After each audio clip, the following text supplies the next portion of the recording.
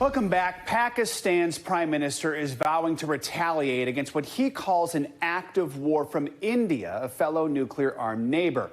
India carried out a series of airstrikes overnight, hitting the Pakistan-administered part of the disputed Kashmir region and Pakistan itself. Now, the Pakistani military says 26 people were killed, including a child. Dozens were injured. India says the strikes were in response to a militant attack on the Indian-administered part of Kashmir last month.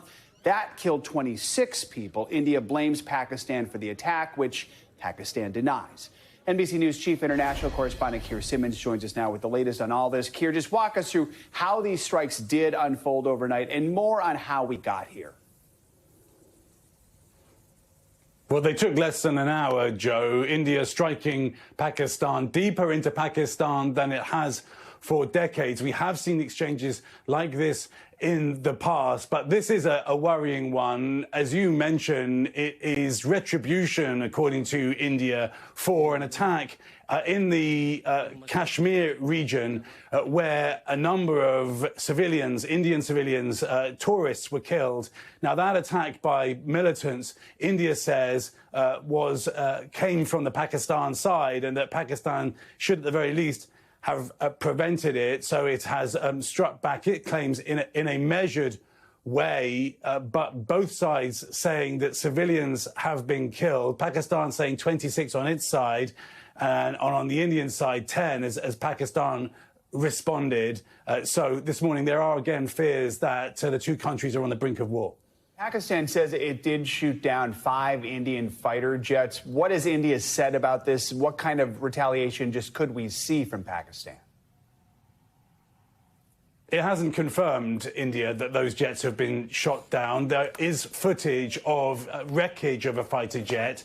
So if that is the case, then that would suggest that these strikes have not gone as smoothly as India might have wanted. But what we have right now are these images of strikes in the night, and both sides, of course, keen to claim that they were able to defend themselves or able to strike back after this what India says was a terrorist attack. So I think it will take some time to see the full picture. And of course, as you mentioned, there are threats again of retaliation by Pakistan. And when you have a deadly escalation like this between two nuclear powers, the world is going to pay attention. What's some of the global reaction we're getting? Yeah, I mean, look, this is an escalating international crisis for the White House. Many capitals on many sides, including China, in Russia, in Europe, urging the two sides to de-escalate. The United Nations saying the world cannot afford a conflict between Pakistan and India. President Trump speaking soon after it appeared he had heard the news last night. Take a listen. It's a shame we just heard about it, just as we were walking in the doors of the Oval.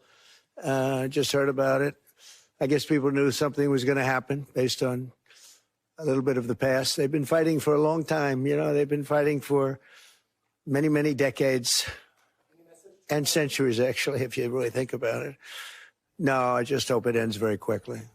And Joe, Secretary of State Marco Rubio, who is also acting National Security Advisor, has spoken with leaders from both countries, urging them to, quote, keep lines of communication open and avoid escalation.